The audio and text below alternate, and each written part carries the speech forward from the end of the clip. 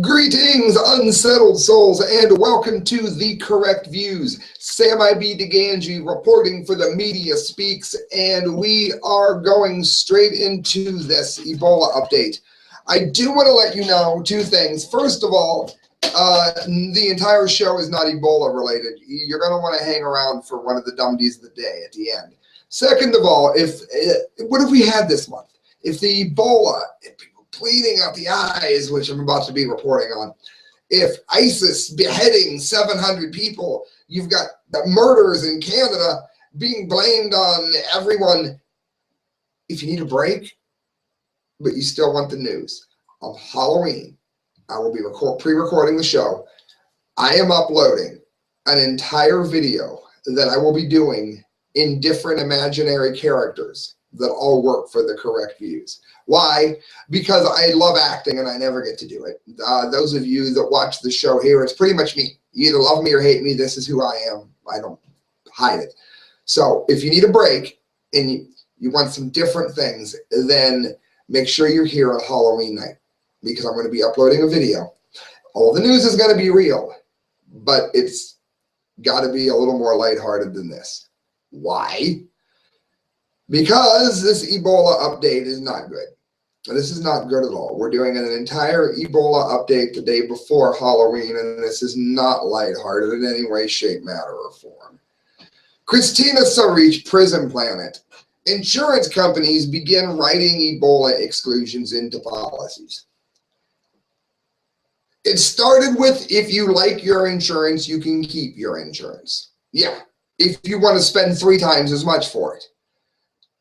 I'm 41. I have never had insurance in my entire adult life. My dad had OCHIP when he worked at Timken Mercy. Nobody in Canton knows nobody outside of Canton knows what I'm talking about. But OCHIP is at least it was a very good health insurance plan to have with where you worked, especially if you worked in the hospital. Well, we had it growing up.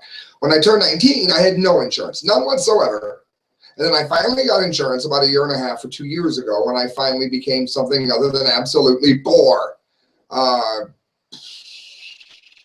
Obama has cost me that insurance. Viewers know firsthand, when I had vertigo, I was able to cover my premiums, I was able to cover my deductible, and I was okay. Now I have absolutely no insurance, because Obama has made it so that my insurance plan went through the roof. So when you read these stories from people and hear about them, they are not fake, they are true. I am one of the people that it happened to. Well, now, do you remember the promise that Obama gave us about pre-existing conditions? If you've got pre-existing conditions, we're going to cover you. Isn't your insurance supposed to be there when you need it the most? When you get vertigo and you can't stand up, like happened to me, thank God it never came back. When you got cancer. How about when you get Ebola? Do you think maybe you might want your insurance plans to step up to the plate just a little bit then? Remember the promise of universal health care with Obamacare, with no refusal for pre-existing conditions. It looks like your insurance company may not have to cover you if you get Ebola. U.S. and British insurance companies have begun writing Ebola exclusions into standard policies to cover hospitals, event organizers, and other businesses vulnerable to local disruptions. What is this? How in the world is anybody okay with this? I don't care if you're a libertarian like I am. I don't care if you're watching this video and you think, I hate this guy. Good. Do me a favor. Make better videos than I do and put them up there. You agree with me on this. I don't care what side of the political aisle you are on. You agree with me with this, don't you? How is this okay with anybody? While it is estimated that expenditures to treat the original Dallas Ebola patient, Thomas Eric Duncan, were approximately $100,000 per hour, though he passed away, it looks like insurance companies won't be footing the bill. Obama is the one who is this great insurance expert, right? That's why he's in charge of our insurance now. He knew exactly what we needed. He's the one who has left the borders open for Duncan to come in. Now it is his health care plan that is going to make it impossible for you to get covered if you get it when he allowed it to get in. What a great president.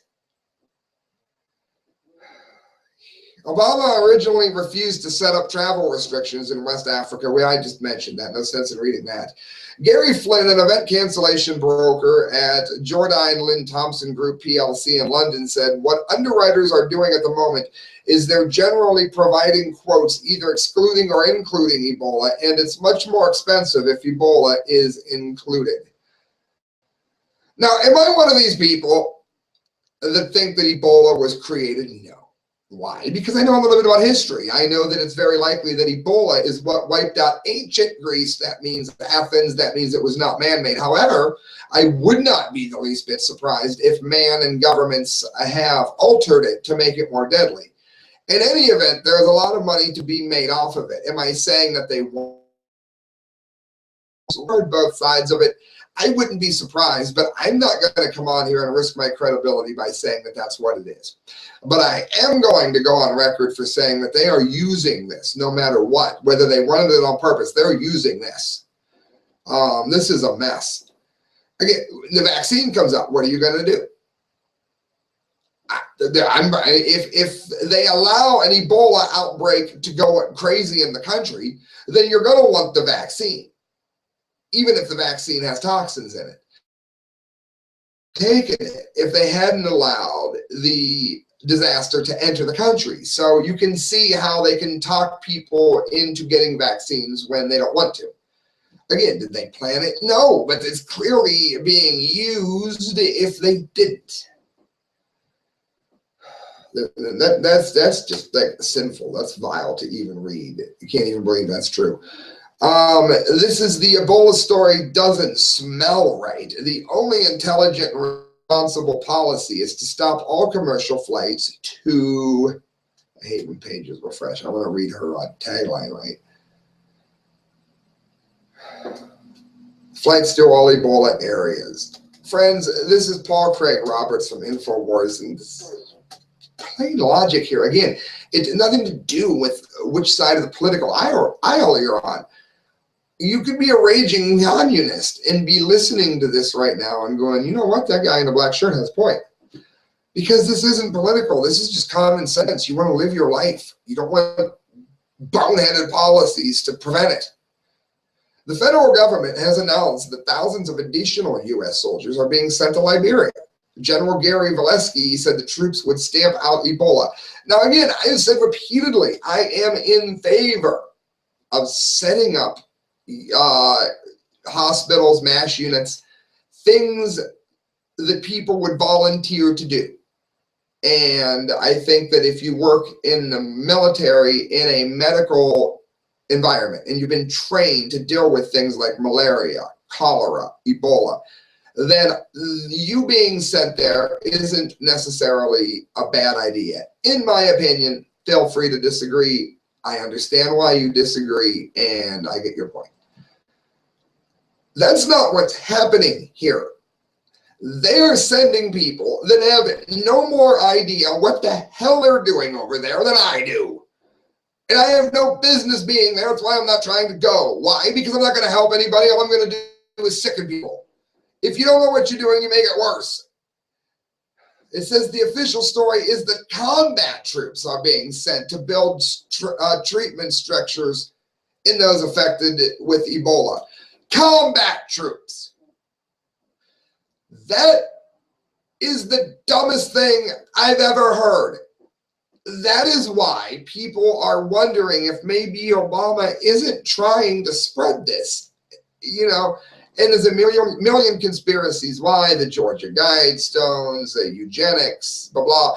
Whatever your favorite theory is, I'm not saying it's true, but I'm saying, man, it gives credence to what you're saying because it looks like this is being purposefully done. These people are getting mere hours of training and they're sending combat troops in.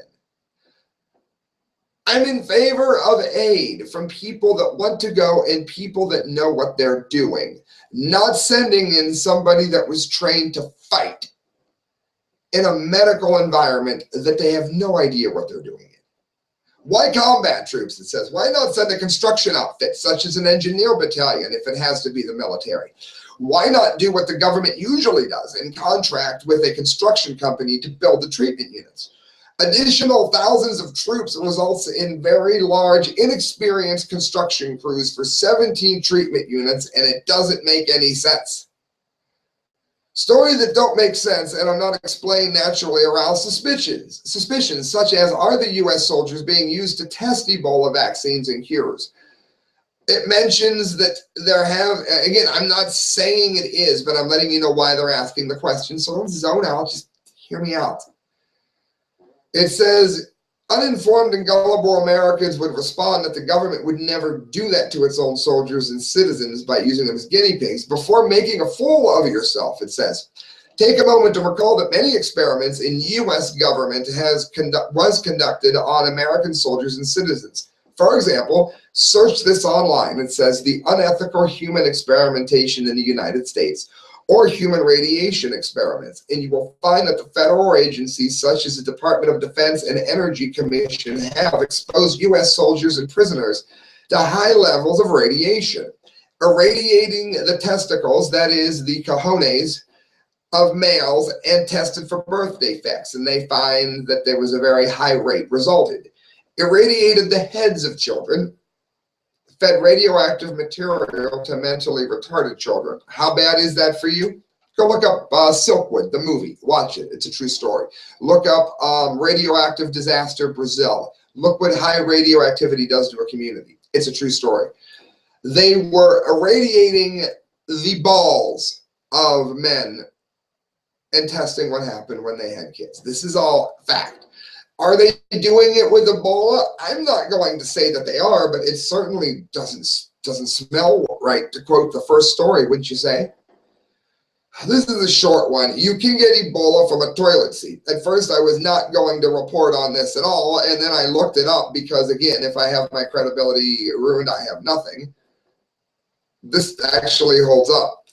The New York Times admits it. You can end up infected with the Ebola virus if you use a bathroom used by an Ebola patient.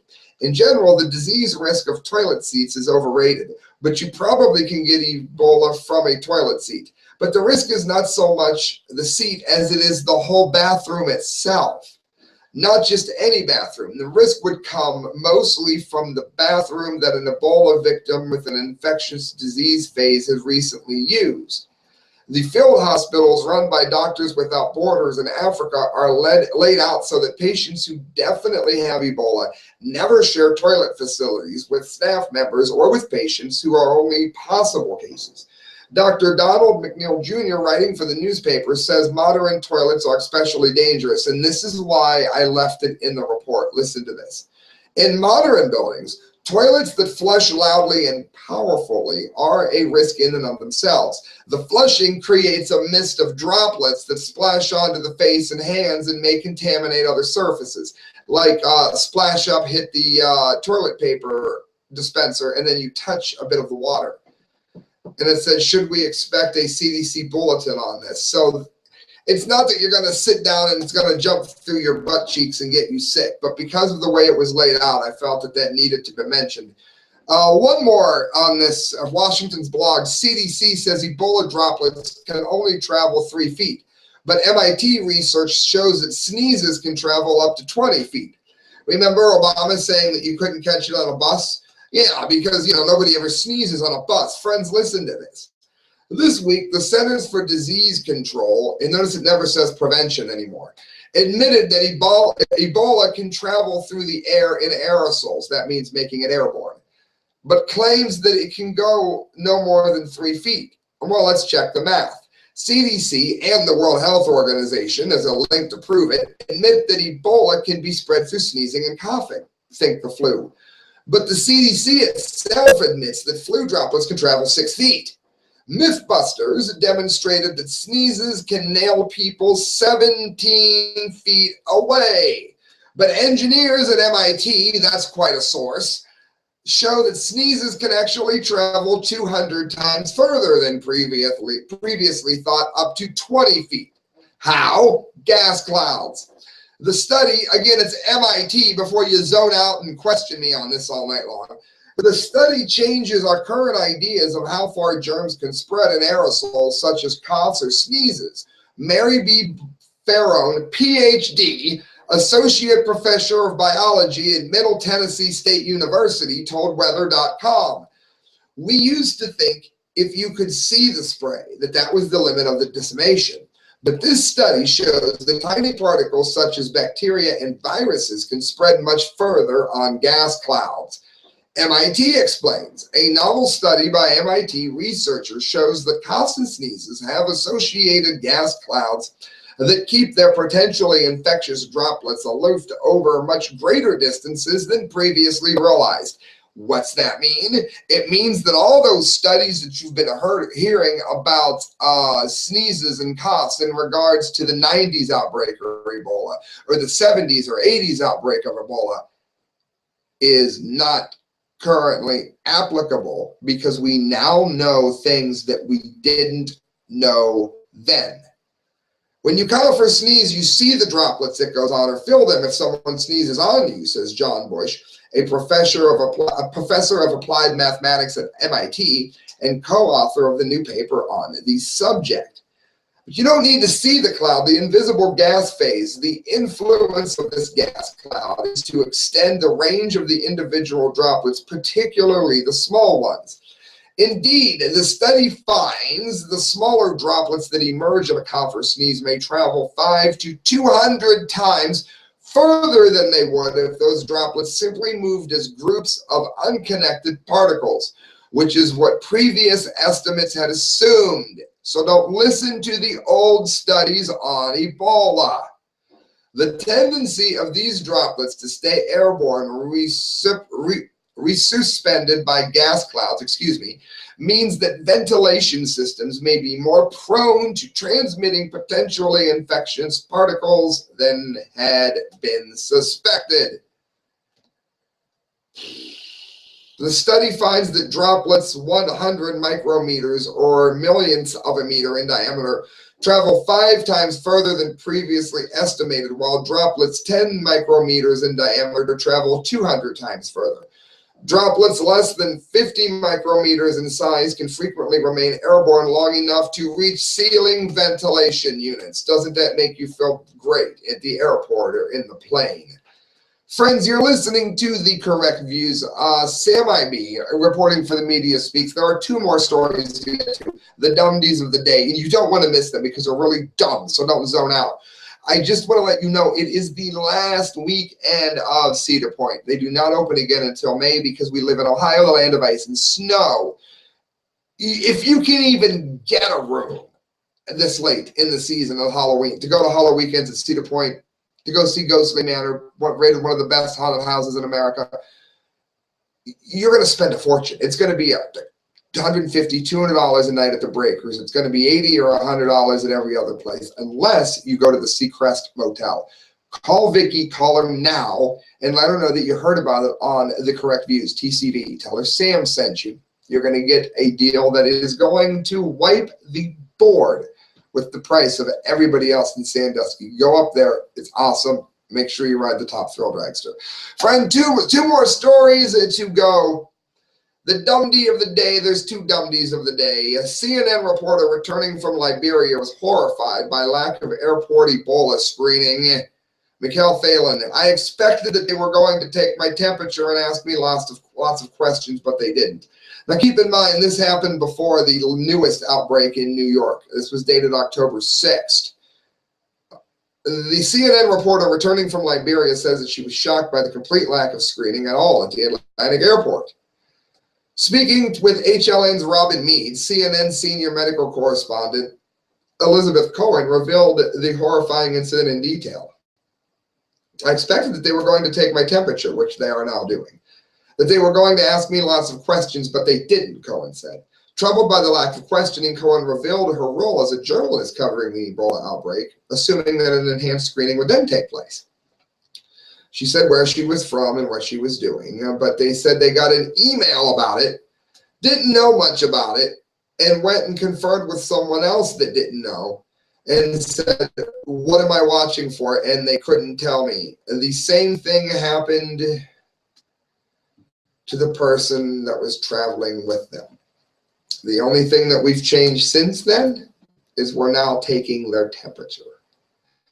That's one of the dumdies of the day. And for those of you that are tired of Ebola, we got a dumdie for you too. The Dunce Cap of the Month Award, by the way, for those that do not know, go out once a month. It's almost the first, or it's usually done within the first 7 to 10 days of the month. We mail out the Dunce Cap of the Month Award. And the ones that, it's a whole show full of dumdies. And then the ones that don't make it get into the dumdie of the day. I got 2 minutes. 11 minutes. All right, to close, well, I got lots of time. It ain't going to take that long. You might as well just stay here.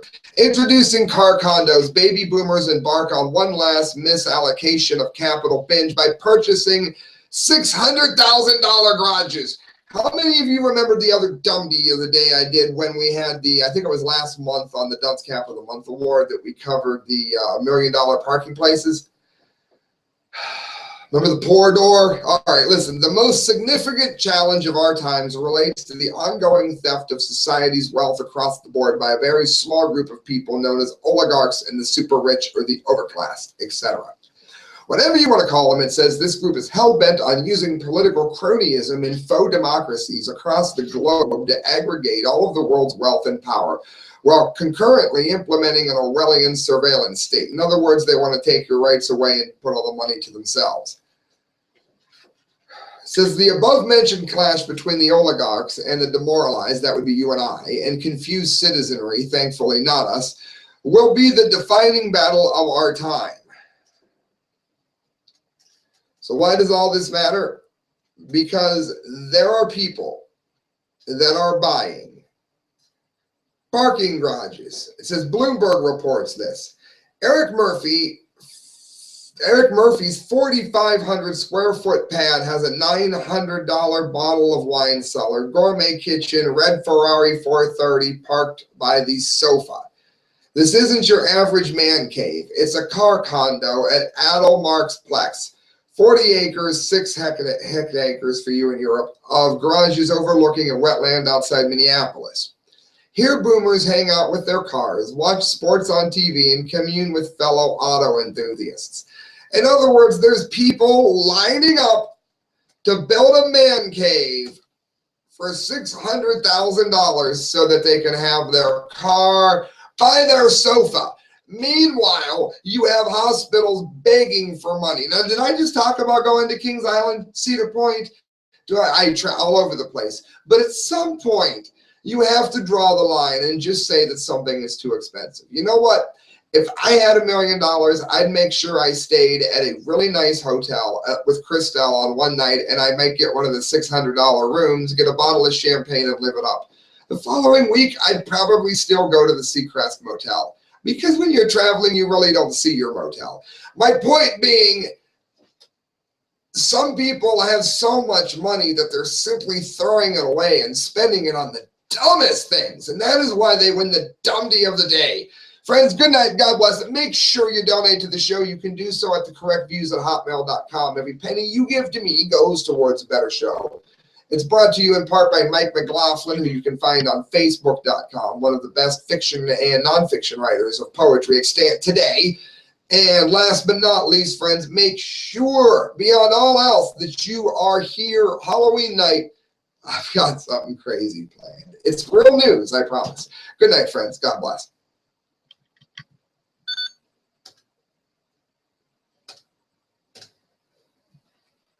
And a viewer.